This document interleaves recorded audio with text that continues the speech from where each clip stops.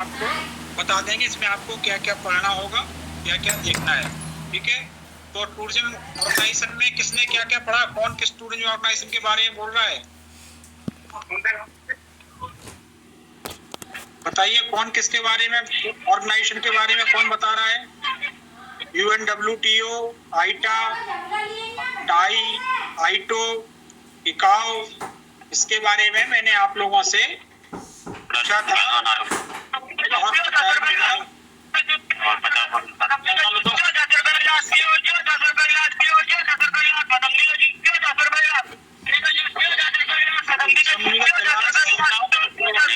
अरे भाई मौसमी वाले भाई वो बंद कर लो स्पीकर अपना भाई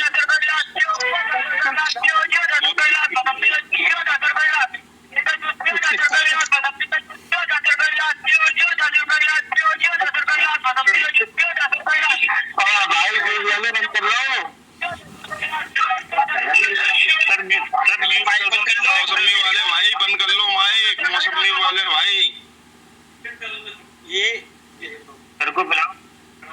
जितेंद्र जी के माइक से इसकी आवाज आ रही थी। जितेंद्र कुमार 34।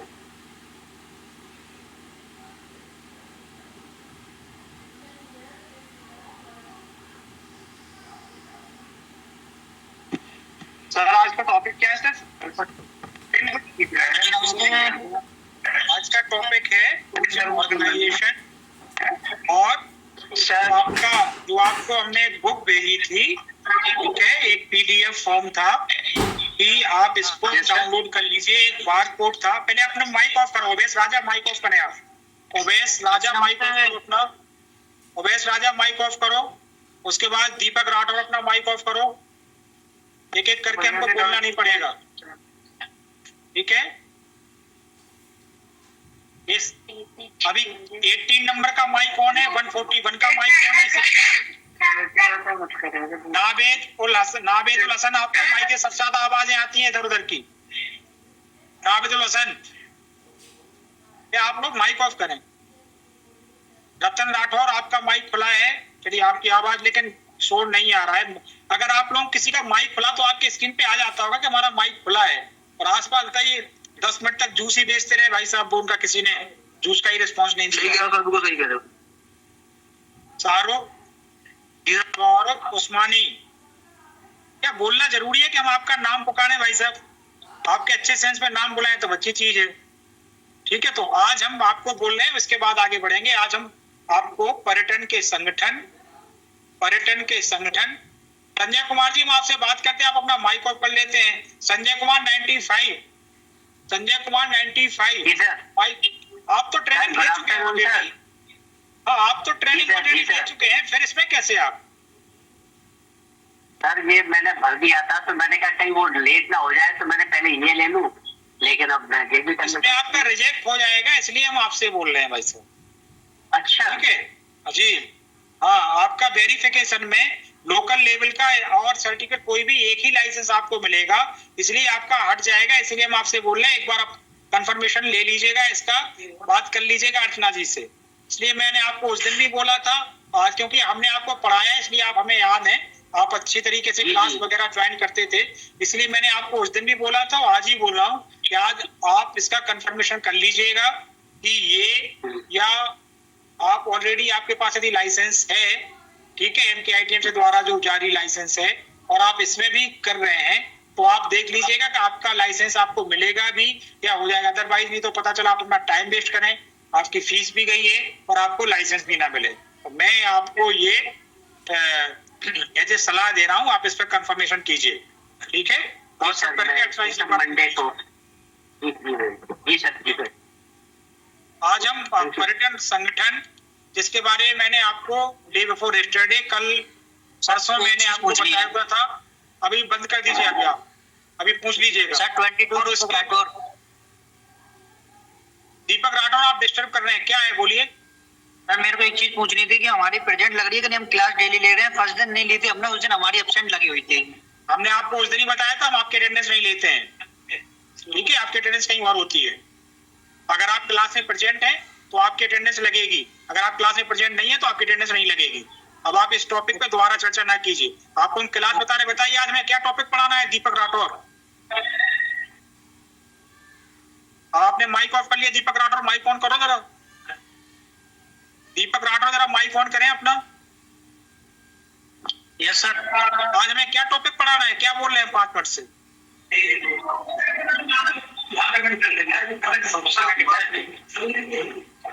केवल अटेंड, अब आप अपना माइक ऑफ कर लो।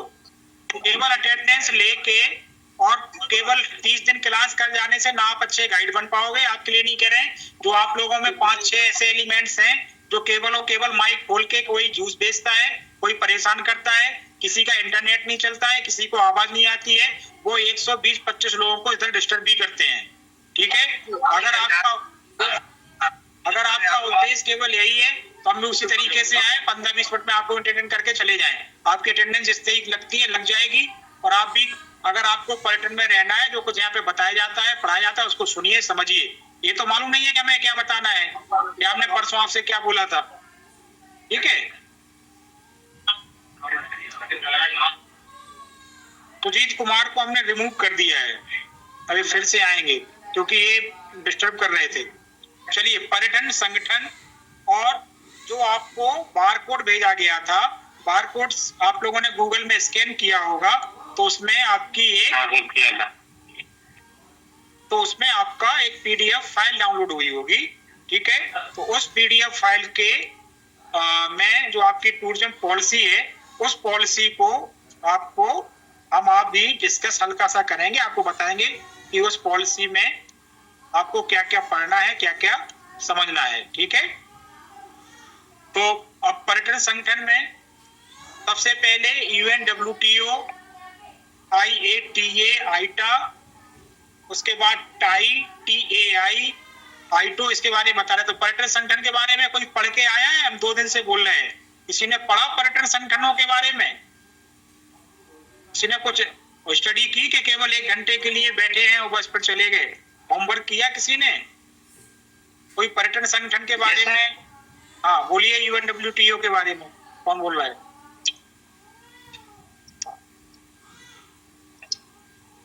या जो भी आपने पर्यटन संगठन पढ़ा हो, उमेश राजा, जो भी आपने पर्यटन संगठन के बारे में पढ़ा हो, बताइए आप। सर मैं बताऊं? Sir, UNW United Nation World Tourism Organisation है, जो 1974 में बनी थी। इसका जो हेडक्वार्टर है वो मैड्रिड, स्पेन में है सर। ठीक है, और इसका कार्य क्या है? सर, इसका कार्य है वर्ल्ड टूर को ऑर्गेनाइज करना है सर, इसका काम। शैलेश यादव क्या हैंड रेज कर रहे थे, बताइए। Shailesh Yadav. WTO is a World Trade Organization which enables all the world. गलत, आप गलत बोल रहे हैं, ट्रेड ऑर्गेनाइजेशन नहीं। चलिए, और कौन बोलेगा? हाँ, खरे जी, आपका माइक ऑन था, बताइए क्या बोल रहे हैं। रतन खरे जी, किस संगठन के बारे में बोल रहे हैं आप? रतन खरे जी, रतन खरे। खरे जी है ही नहीं है सर। रतन खरे जी, आपका माइक ऑफ है, माइक खोल, माइक ऑन नहीं हो रहा आपका, आवाज नहीं आ रही आपकी। रतन खरे जी, आपकी आवाज नहीं आ रही है।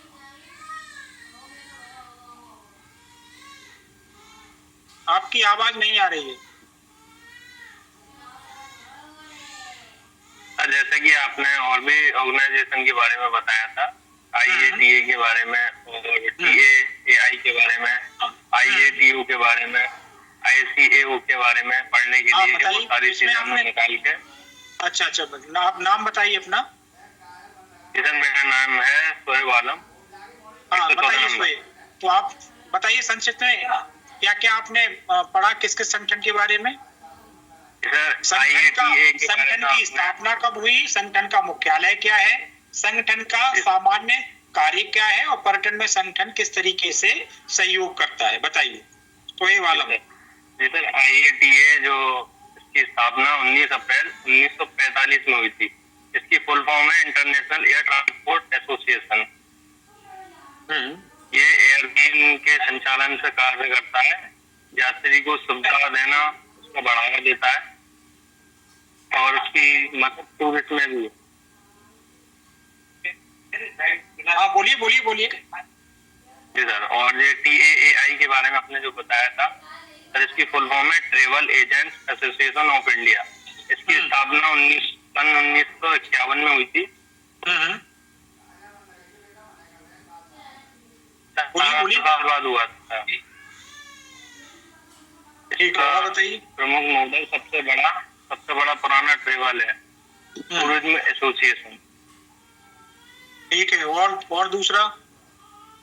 सर AITO के बारे में आपने पढ़ने के लिए बताया था, जिसकी फुल फॉर्म है Indian association of tour operator. इसकी स्थापना 1982 में हुई थी। बोलते रहिए, सही बोल रहे हो। इसका गाड़ियों का था सर, इसका साधन। अच्छा, जो ट्रेवल एजेंसी होती है हाँ। उससे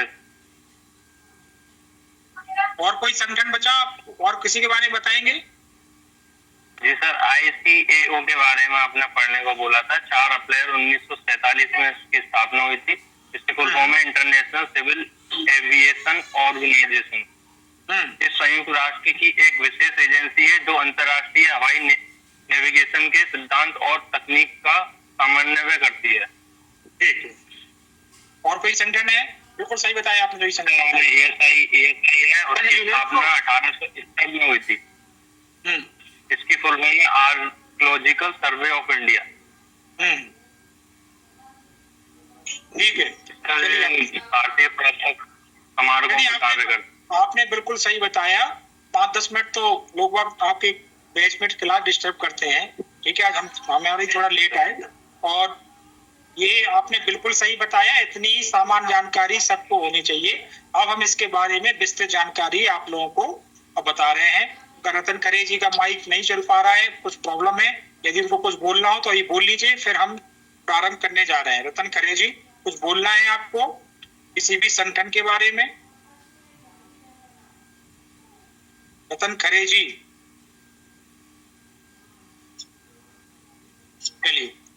आपके कुछ संगठन हैं जैसे जो पर्यटन के लिए विश्व एवं भारतीय स्तर पर फेमस हैं, जिनके बारे में आप अगर पर्यटन के क्षेत्र से जुड़े हैं या जुड़ रहे हैं या कार्य कर रहे हैं तो आपको उनके बारे में अवगत होना चाहिए। उनमें सबसे पहला जो आपका संगठन आता है वो आता है UNWTO।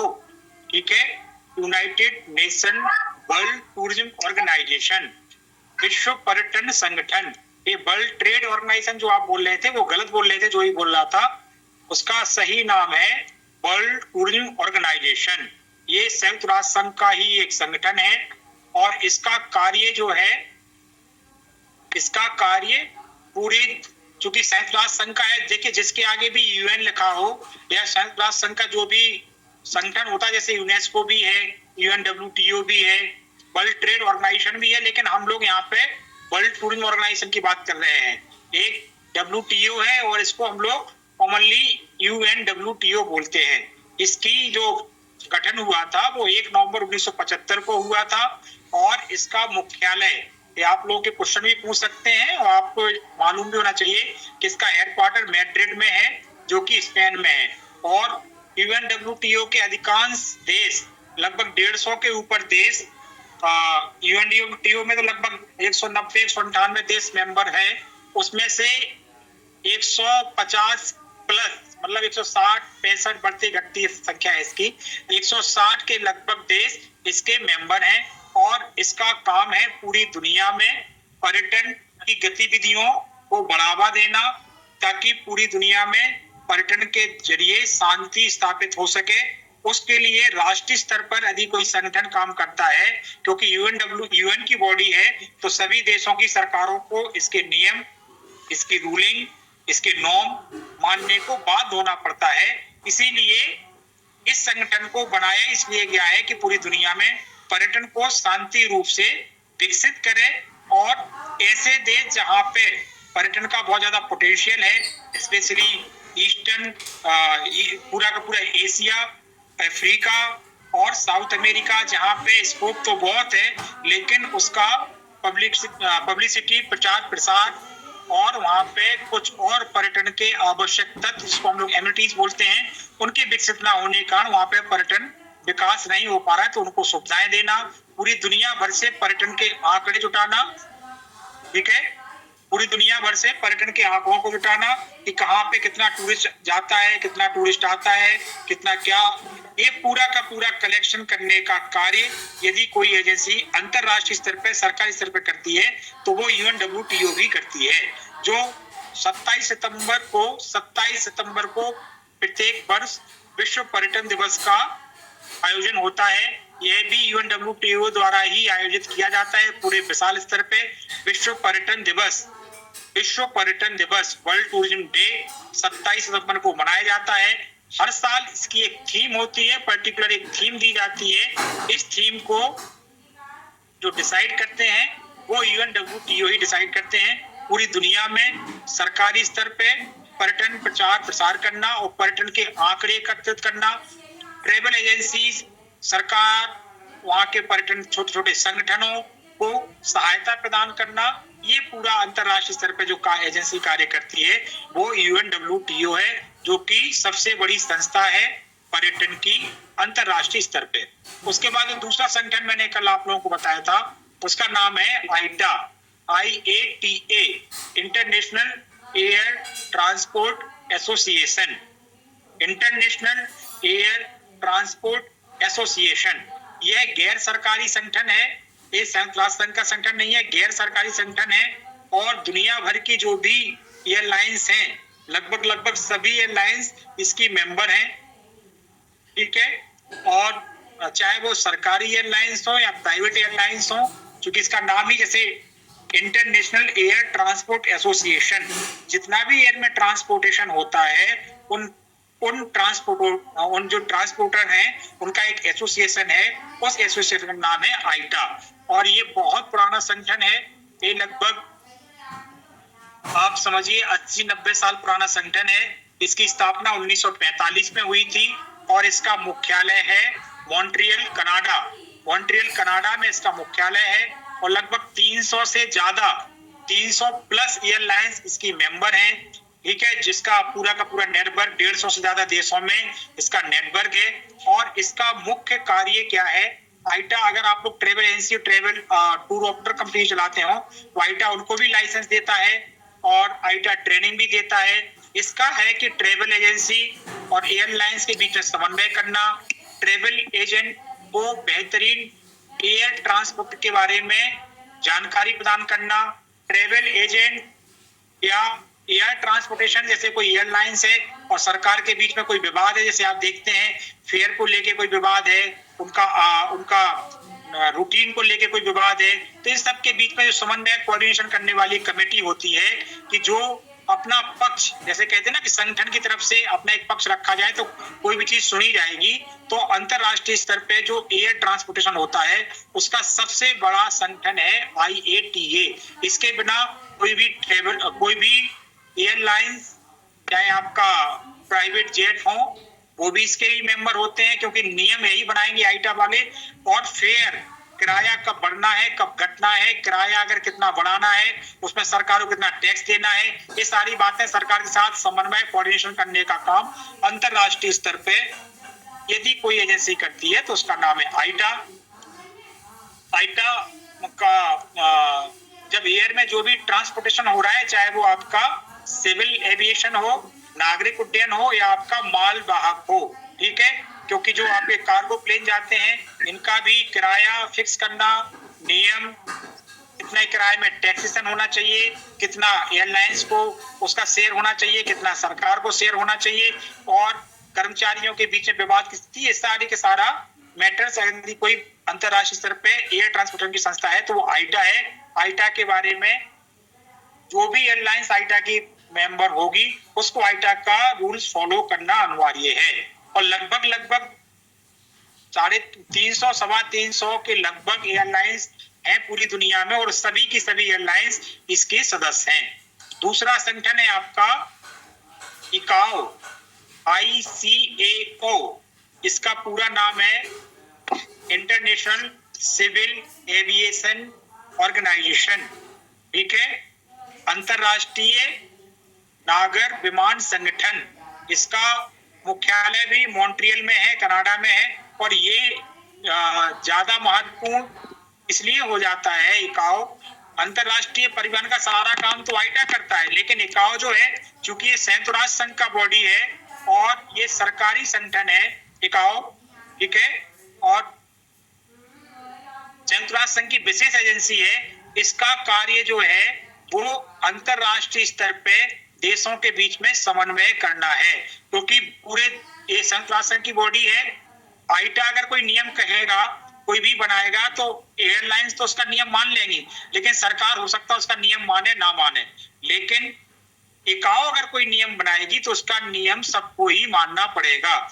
जैसे मैं उदाहरण दे देता हूं, भारत और पाकिस्तान में चाहे इतना विवाद हो, बांग्लादेश में विवाद हो, ऑस्ट्रेलिया में विवाद हो, जॉर्डन, सीरिया, जितने भी देश में विवाद हो रहे हैं, लेकिन कोई भी सिविल एविएशन, जो भी नागरिक विमान सेवाएं हैं, उनको कोई व्यवधान नहीं पहुंचाता है, ठीक है, क्योंकि इकाओ के जो भी मेंबर है, इकाओ का क्लियर रूलिंग है कि उसका नाम ही इंटरनेशनल सिविल एविएशन, नागरिक उड्डयन, वो एयर ट्रांसपोर्टेशन है, हवाई जहाज का जो भी ट्रांसपोर्टेशन ऊपर में हो रहा है उसका संगठन है, केवल नागरिक से जो भी नागरिक लोगों का विमानन हो रहा है उसका संगठन है।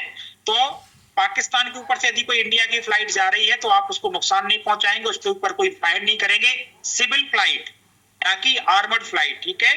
सिविल फ्लाइट को यदि पाकिस्तान की कोई फ्लाइट इंडिया आ रही है और उसको इमरजेंसी लैंडिंग करनी है, उसको फ्यूल लेना है, तो संबंधित देश, भले इन देशों के संबंध बहुत खराब हों, लेकिन नागरिक उड्डयन के लिए वह देश मना नहीं कर सकते। इस तरीके की नियमावली, इस तरीके के नियम जो बड़े स्तर पे फॉलो करते हैं, उसका संगठन का नाम है इकाओ, इंटरनेशनल सिविल एविएशन ऑर्गेनाइजेशन, ठीक है। ये संयुक्त राष्ट्र संघ का ही एक संगठन है। तो अभी तक मैंने आपको 3 संगठनों के बारे में बताया। UNWTO, जो कि पर्यटन का सबसे बड़ा संगठन है, इसकी स्थापना 1975 में हुई और इसका हेडक्वार्टर मैड्रिड, स्पेन में है। इसका कार्य, क्योंकि अब मैं इसलिए रिपीट कर रहा हूं क्योंकि आप इस संगठन में दोबारा रिपीट नहीं करूंगा, अब हम आगे बढ़ेंगे। इसका कार्य संयुक्त राष्ट्र संघ की संस्था है, तो अंतरराष्ट्रीय स्तर पर कई देशों, विभिन्न देशों की सरकारों के साथ कोऑर्डिनेशन करके पर्यटन का बढ़ावा देना, पर्यटन के डेटा को एकत्रित करना, एक दूसरे से डेटा शेयर करना, अविकसित पर्यटन क्षेत्रों का अंतरराष्ट्रीय स्तर पर विकास करना भी UNWTO का मुख्य उद्देश्य है। इसके बाद दूसरा मैंने आपको ऑर्गेनाइजेशन के बारे में बताया, वो है आईटा, IATA।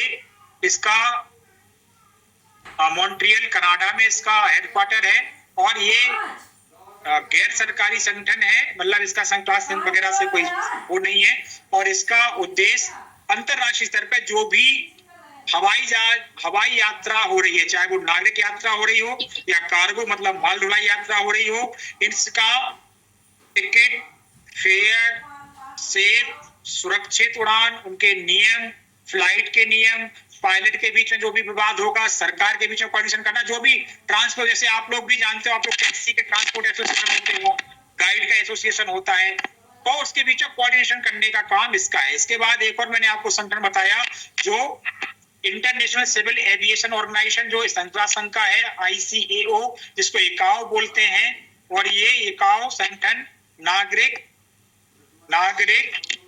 विमानन संगठन है और इसका कार्य अंतरराष्ट्रीय स्तर पर सुरक्षित नागरिक फ्लाइट्स को अंतरराष्ट्रीय स्तर पे नागरिक फ्लाइट जो भी सिविल एविएशन होती है, उनकी सुरक्षित यातायात कराना इसकी पूरी की पूरी जिम्मेदारी होती है। तो इसके बाद फिर आपका संगठन जो है वो नेक्स्ट कुछ इंडियन संगठन है आपके, जैसे TAAI, travel agent association of India. जैसा इसके नाम से विदित हो रहा है कि ये भारत के ट्रेवल एजेंट जो हैं उनका एसोसिएशन है। इसकी स्थापना 1951 में हुई थी, ठीक है, 1951 में हुई थी। ये भी लगभग बहुत पुराना संगठन है, 75-76 साल पुराना ये भी संगठन हो गया है। और इसका हेडक्वार्टर भी मुंबई है और इसका कार्य जो है, इसमें लगभग 2500 से ज्यादा इंडियन के जो बड़ी बड़ी ट्रेवल एजेंसी कंपनीज हैं वो इसके मेंबर्स हैं। और इसका कार्य ट्रेवल एजेंसी के काम को सुचारू रूप से चलाना, सरकार के साथ कोऑर्डिनेशन करना, इत्यादि जो भी कोई नई ट्रेवल एजेंसी खोलना चाहे उसको ऐड करना, उसको मदद करना, उसको बताना। तो आप लोग भी अगर ट्रेवल एजेंट हैं तो कोशिश कीजिए कि आप लोग भी tie travel agent association of India, ये भारत का है, अंतरराष्ट्रीय स्तर का संगठन नहीं है, ये भारतीय संगठन है, इसके आप लोग मेंबर बने। ठीक है। दूसरा है आपका संगठन आईटो। आईटो जो है उसका फुल फॉर्म है Indian association of tour operator. ठीक है। ये टूर ऑपरेटर का संगठन है जो अंतरराष्ट्रीय स्तर पे जो भी अंतर भारतीय स्तर पे जो भी टूर ऑपरेटर, अब टूर ऑपरेटर और ट्रेवल एजेंट इनमें क्या फर्क होता है इसके बारे में हम अभी जब ट्रेवल एजेंसी मैनेजमेंट की क्लास होगी तब आपको इसके बारे में बताया जाएगा। ठीक है। तो ये कुछ संगठन है, टाई, आईटो, ये भारतीय संगठन है। इसके बाद भारत के कुछ और संगठनों के बारे में आपको जानकारी होनी चाहिए। जैसे थर्ड है ASI, भारतीय पुरातत्व सर्वेक्षण। ये संस्कृति विभाग का अंतर्गत आने वाला स्वायत्त संगठन है और इसकी स्थापना 1861 में अलेक्जेंडर कनिंघम द्वारा की गई थी। अलेक्जेंडर कनिंघम के बारे में बनारस या सारनाथ के कुछ लोग हों, वो लोग जानते हों, या जो बुद्धिज्म स्टडीज को पढ़ते हैं, कोई कनिंघम के बारे में बताएगा, अलेक्जेंडर कनिंघम के बारे में? Alexander Cunningham. Yes sir, Alexander the great. Sir 93 Sameer क्या बताइए Alexander, I am asking about Alexander Cunningham. बोलिए क्या बोल रहे हैं? अलेक्जेंडर द ग्रेट नहीं बोल रहा हूं मैं। जी सर, पहले ऐसे व्यक्ति जिसने कलकत्ता की स्थापना की थी। हाँ, कौन बोल रहे हैं? नाम बताइए अपना। 93 यादव, 105। हाँ बताइए, 105 शैलेश यादव, बताइए। जी, अलेक्जेंडर कनिंघम जो थे सर, अपने इंडिया के आर्कोलॉजिकल सर्वे जो विभाग है सर, उन्होंने इस चीज की स्थापना की थी। वो सर जो पहले हड़प्पा सभ्यता खोदी गई थी सर, इन्होंने ही सर इसकी परमिशन दी थी। ये सर पुरातत्व विभाग से जुड़े हुए थे और सर वो थे ये शायद क्या नाम है, गवर्नर जनरल अपने इंडिया के। गवर्नर जनरल नहीं थे, ठीक है, बाकी चीजें ठीक थी लेकिन ये गवर्नर जनरल नहीं थे। और बताइए। चंपारण सर्वे 93 समीर। चलिए छोड़, और कोई ना, मैं बता रहा हूँ आपको। अलेक्जेंडर कनिंघम, आप लोगों को ये चीजें पढ़ना चाहिए भाई, समझना चाहिए। मैंने आपको उस दिन ही बताया था कि जब कुछ पढ़ोगे समझोगे तब आएगा। अलेक्जेंडर कनिंघम ब्रिटिश गवर्नमेंट के एक अधिकारी थे और इन्होंने भारतीय पुरातत्व में बहुत ज्यादा इनका योगदान है, क्योंकि अलेक्जेंडर कनिंघम ने लगभग जो ह्वेनसांग द्वारा भारत की जो विस्तृत वर्णन किया गया है, अलेक्जेंडर कनिंघम ने नहीं, वही ह्वेनसांग वाली यात्रा के प्रमुख स्मारकों पे खुदाई की। सारनाथ जो आज आप देखते हैं अलेक्जेंडर कनिंघम की देन है। सांची, भरहुत, ये जो बुद्धिज्म के स्पेशली नालंदा, कुशीनगर, ये अलेक्जेंडर कनिंघम ने पूरे, इनकी एक रिपोर्ट है, आप लोग लगभग 20-25 पार्ट्स में वो रिपोर्ट है, ASI की रिपोर्ट उसको बोलते हैं। अलेक्जेंडर कनिंघम विदेश के होने के बावजूद ही, रिटायरमेंट होने के बावजूद भी उनका बहुत बड़ा योगदान है भारतीय पुरातत्व के लिए। तो इन्होंने लगभग बड़ी साइटों को उत्खनन किया। जो भी सारनाथ में आप देखते हैं अशोकन पिलर और भारत सरकार का जो राज चिन्ह वगैरह है, इस सब की खुदाई अलेक्जेंडर कनिंघम द्वारा ही की गई थी। तो इन्होंने ही, इनके द्वारा एक संस्था की स्थापना की गई थी 1861 में, भारतीय पुरातत्व सर्वेक्षण, जो धीमे धीमे विकसित होके फिर संस्कृति विभाग के अंदर आके और इसका नाम ASI archaeological survey of India हुआ। और इसका कार्य पूरे देश में उत्खनन करना, प्राचीन एवं ऐतिहासिक महत्व की इमारतों को, स्थलों को संरक्षित करना और उनकी देख रेख करना भी ASI का है। आगरा के आप लोग हैं, आप लोग ASI का काम बेहतर आवाज आ रही मेरी आवाज आ रही सर? आवाज आ रही? मेरी आवाज आ रही है? कौन बोल रहे हैं? अच्छा सर, ये मैं रतन खरे बोल रहा हूँ। मैं बोल रहा था कि ये इंजीनियर थे अलेक्जेंडर जी, और इन्हें पुरातत्व विभाग का जनक कहा जाता है। हाँ। और ये अलेक्जेंडर सर जो है इंजीनियर साहब थे, और ये बंगाल के इंजीनियर थे और इन्हें पुरातत्व विभाग और ऐतिहासिक भूगोल और इतिहास के प्रसिद्ध विद्वान के रूप में जाना जाता है और ये हमारे पुरातत्व विभाग के जनक भी थे। ठीक है, धन्यवाद।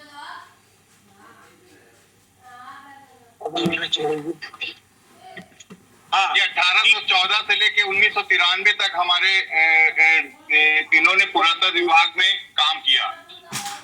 ठीक है, थैंक यू। आपका माइक उस समय नहीं चल रहा था, आपसे कुछ संगठन के हाँ बारे में सर, अभी देखा, अभी मैं बहुत संगठन बारे में बहुत कुछ पढ़ के आया था, लेकिन मेरे माइक ही नहीं काम कर रहा था सर। चलिए कोई बात नहीं, फिर कभी आप बता दीजिएगा।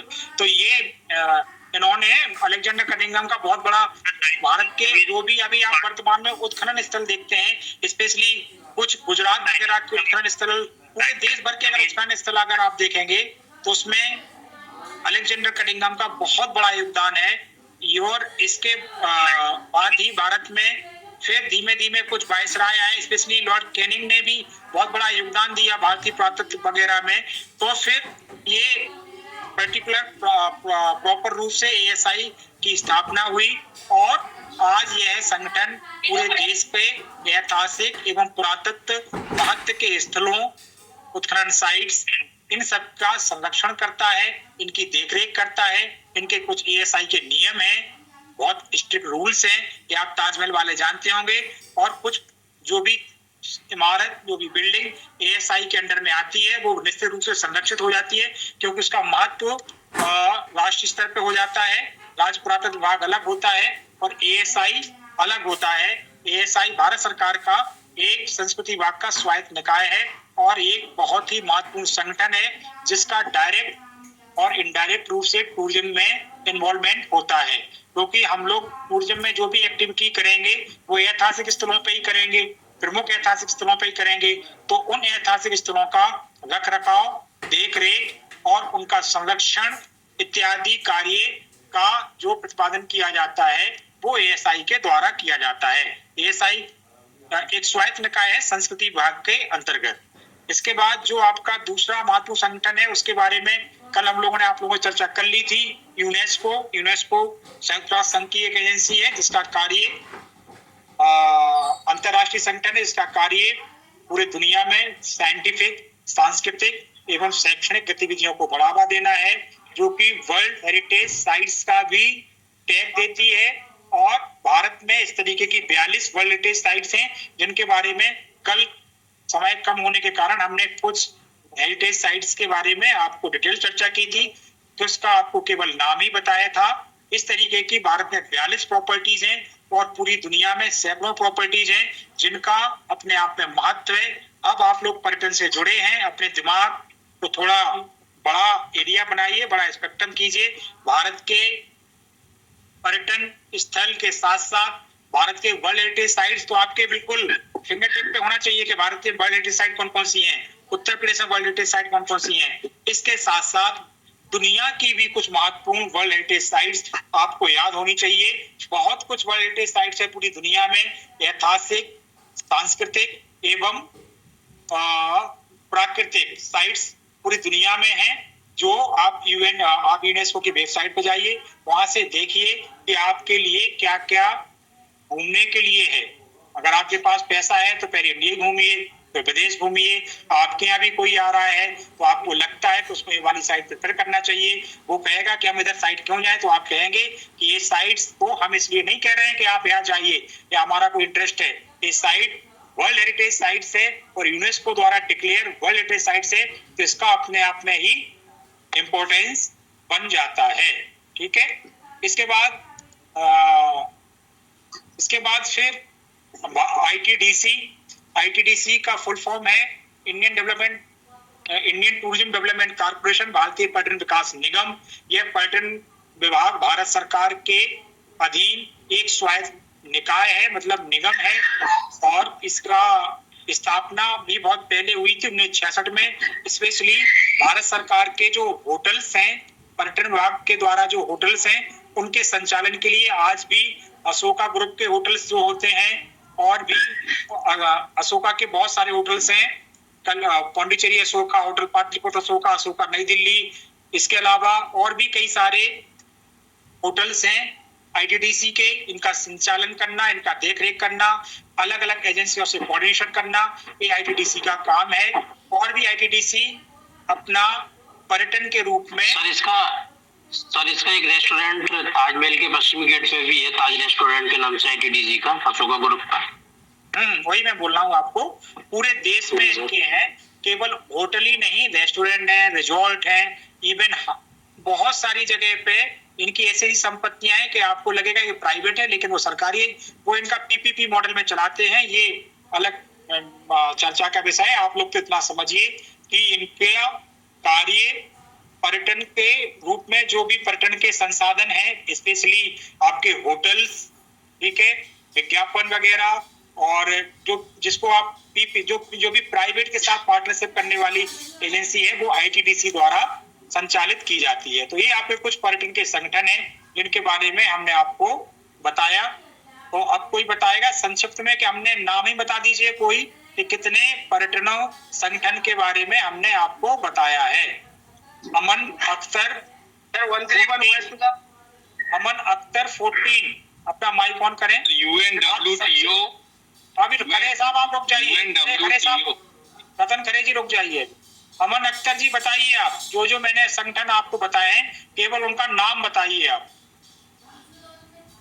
सर WTO है, वर्ल्ड ट्रेड ऑर्गेनाइजेशन। ट्रेड, फिर आप गलत बोल रहे, तब भी बोल रहे थे आप, यही तो नहीं बोलना है, इसीलिए मैं इसको बार बार बोल रहा हूँ। सॉरी सर, मैं तो पहली बार ही बोला हूँ क्लास में आज। हाँ, तो जो भी बोला हो तो वर्ल्ड ट्रेड नहीं है, इसका सही नाम कीजिए, सही उच्चारण कीजिए। WTO United national. अरे आप बंद कीजिए अभी। हाँ, इवन WTO, इस मतलब आप सुन नहीं रहे थे इसलिए मैंने आपको टोका, ठीक है। मैं आधा पौन घंटे से यही बता रहा हूँ आपको, UNWTO के बारे में मैंने कई बार बताया। फिर हाँ, उसके बाद दूसरा संगठन बताइए आप, दूसरा संगठन में निकल गया। UN के अंदर में आता है, यूनाइटेड नेशन के अंदर में आता है सर ये। दूसरा संगठन मैंने आपको कौन सा बताया?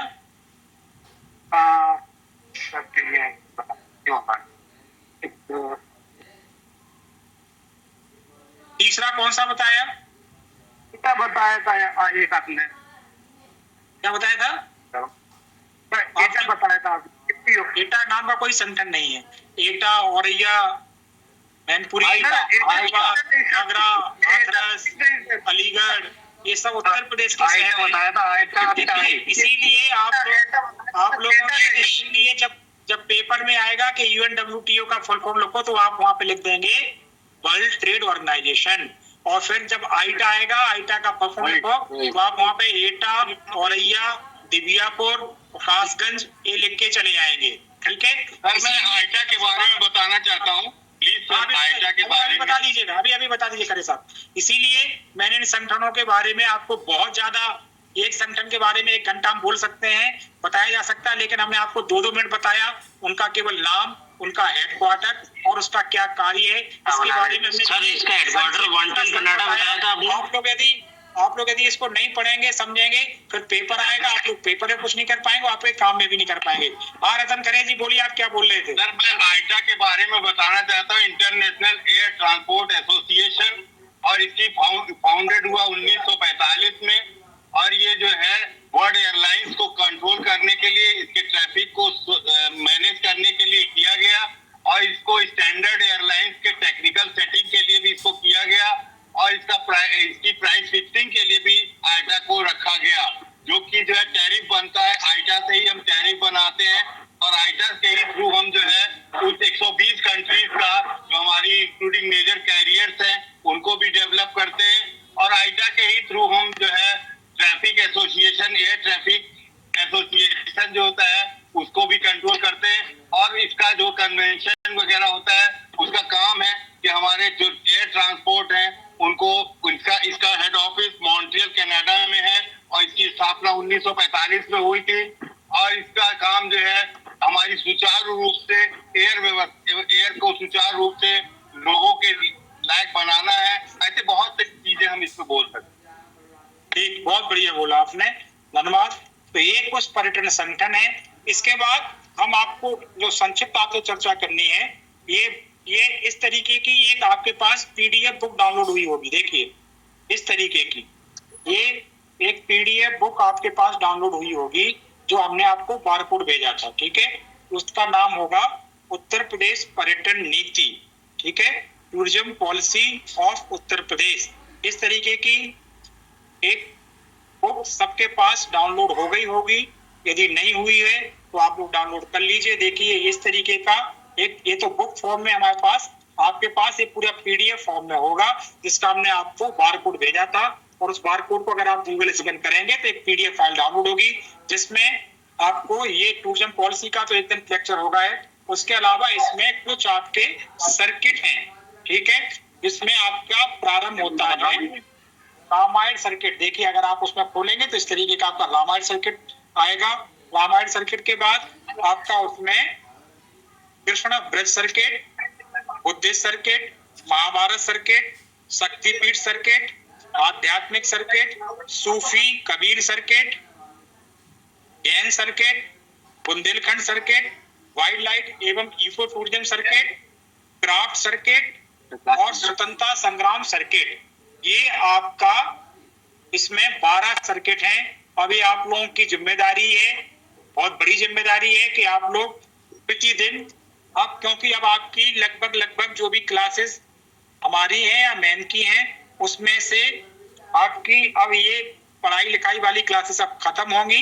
अब आपकी सर्किट की क्लासेस प्रारंभ होंगी और डेस्टिनेशन बेस्ड क्लासेस आपकी प्रारंभ होंगी और उसमें आपको इस सर्किटों के बारे में आज से ही आप लोग एक एक सर्किट के बारे में पढ़ना प्रारंभ कर दीजिए। क्या पढ़ना है वो मैं आपको बता रहा हूँ, ठीक है। जैसे बाकी तो यहाँ पे हम लोग बताएंगे ही। जैसे आपका है रामायण सर्किट। रामायण सर्किट अपना, अगर आप किसी के पास मोबाइल में खोल रहा हो तो आप लोग खोल भी लीजिए, कोई बात नहीं, अगर कैमरे फीस ना दिखे तो। इसमें जैसे रामायण सर्किट यदि आप खोलेंगे तो आपका रामायण सर्किट के कुछ हैं: अयोध्या, चित्रकूट, श्रृंगेरपुर, विजयथुआ, महावीर, सुल्तानपुर, बिठूर, कानपुर व अन्य। इसके बारे में आपको पढ़ना है कि रामायण सर्किट के अंतर्गत कौन कौन से क्षेत्र आते हैं। अयोध्या कैसे पहुंचे, अयोध्या में कहां ठहरे, अयोध्या का महत्व क्या है और अयोध्या में घूमने के स्थल क्या क्या हैं। इसी तरीके से चित्रकूट, इसी तरीके से आपके 12 सर्किट के बारे में आपको पढ़ना होगा। यहाँ पे आपको पढ़ाया जाएगा। आप लोग भी, आपको ये 12 सर्किट के पूरे स्थल बिल्कुल अच्छे से याद हो जाना चाहिए कि अगर हम आपसे बोल रहे कि महोबा किस सर्किट में आता है तो आपको दिमाग में आ जाना चाहिए कि महोबा बुंदेलखंड सर्किट में आता है और महोबा का ये स्थल ज्यादा महत्वपूर्ण है। जैसे हम आपसे पूछते हैं शाहजहांपुर, बावन इमली, चौरी चौरा का संबंध किस सर्किट से है या किस सर्किट के अंतर्गत यह पर्यटन स्थल आएंगे, तो उसका संबंध आपका होगा स्वतंत्रता संग्राम सर्किट मेरठ से, ठीक है। तो ये कुछ आपको सर्किट हैं जिनके बारे में भी अब आपकी क्लासेस आरंभ होंगी। हाँ, अब बताइए किसको क्या पूछना था। आज की क्लास हमारी यहीं पे संपन्न होती है। और एक चीज और सुन लीजिए, आप लोग जो लोग इतने टेक्निकली नहीं हैं उनको भी यदि किसी ने पीडीएफ बुक डाउनलोड नहीं कर पाई हो तो आप लोग में से कोई उनको पीडीएफ बुक भेज दीजिए।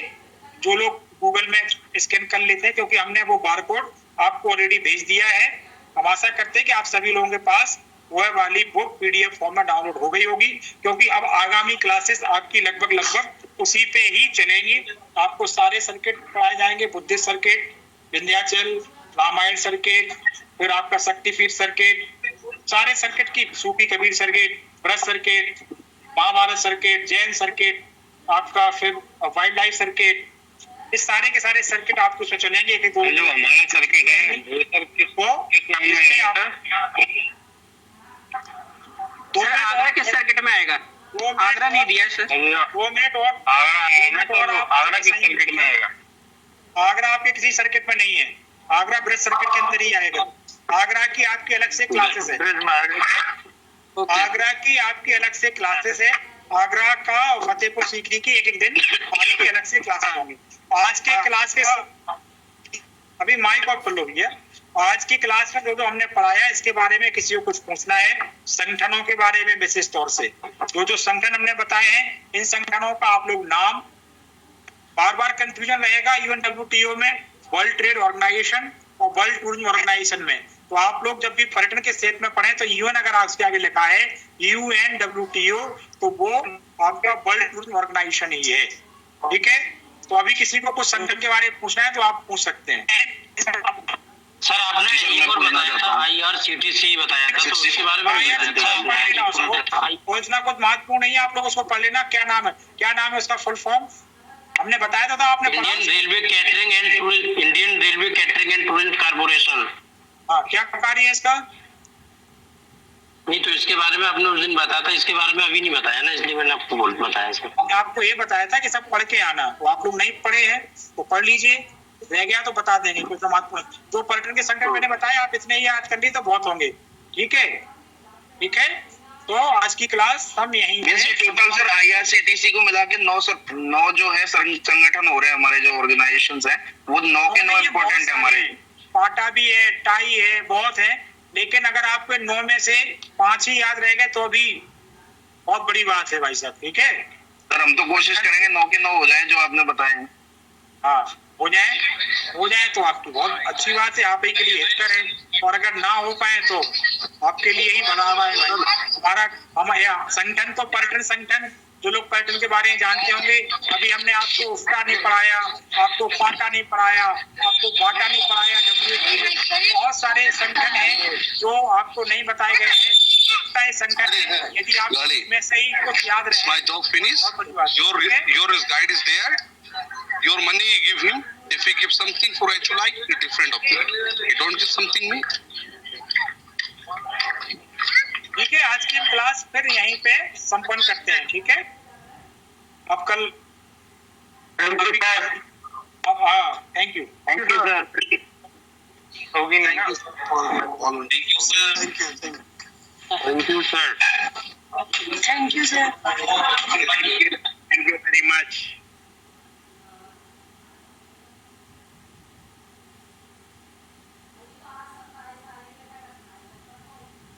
यूनुस कहाँ पर है भाई?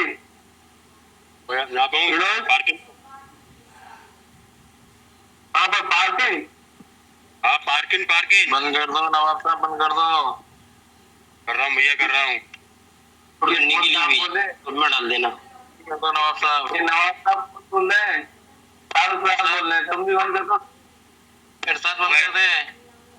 क्या कर रहे हैं भाई साहब? कर दो भैया कर रहे भाई साहब। कर दो। अब्बू के 6 याद कर लो अब्बू के साथ, याद कर लो। अब्बू के 6 हैं। हाँ, अगर पप्पू के साथ याद कर लो।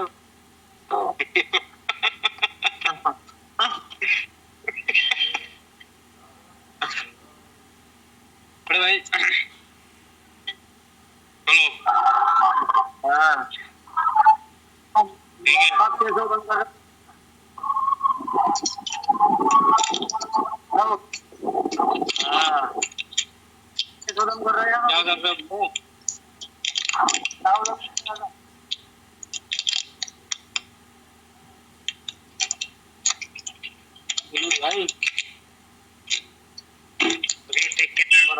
भाई राजा यार, मेरा नंबर देना यार, नंबर नहीं आ रहा है मेरे पे। आ रहा है हाय ताहिर। यूनुस भाई,